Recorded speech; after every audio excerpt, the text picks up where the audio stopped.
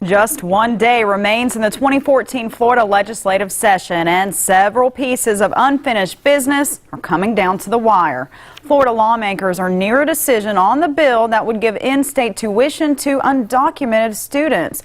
Opponents have already tried to block the measure several times, but the bill is now expected to pass. The legislature is also weighing the issue of medical marijuana. The Senate has already approved one strain of marijuana, and now the House has done the same.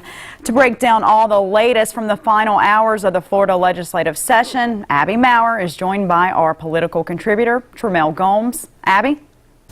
Thanks, Jade. Okay, thank you for joining us. Busy week for lawmakers, the last week of session. One of the big issues is the in-state tuition for undocumented students. Of course, tried to block it before, but it's been brought back. What a difference an election year makes, Abby. Democrats have been trying to get a bill like this passed for some time now. But since it's an election year and the governor wants to appeal to Hispanic voters, we're now seeing this going forward.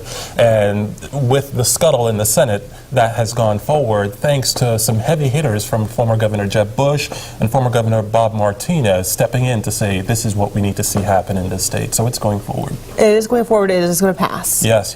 Okay, and we actually just found out a couple of minutes ago, of course, the Senate had passed the medical marijuana, the low THC levels, and the House actually has just passed it as well. They voted 111 to 7 for the bill. It would allow doctors to prescribe a strain of marijuana known as Charlotte's Web that contains low amounts of THC.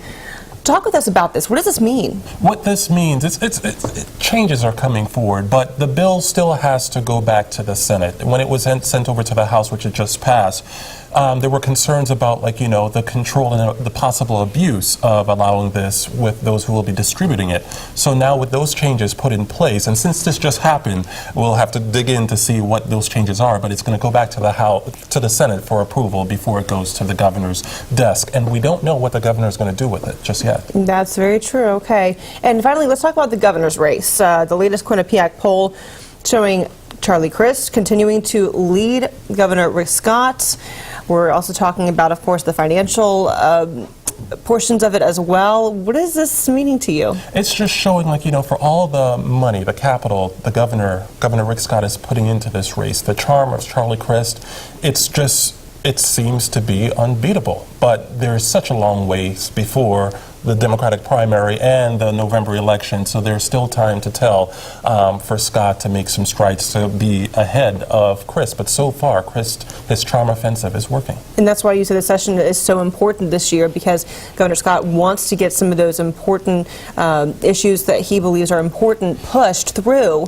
Yes. That way he can use that as an advantage as he's running. Yes, so with this final day after tomorrow, Sunny Day and the handkerchiefs drops, it's hitting the campaign trail for the governor, and that's going to be another drama to unfold and watch.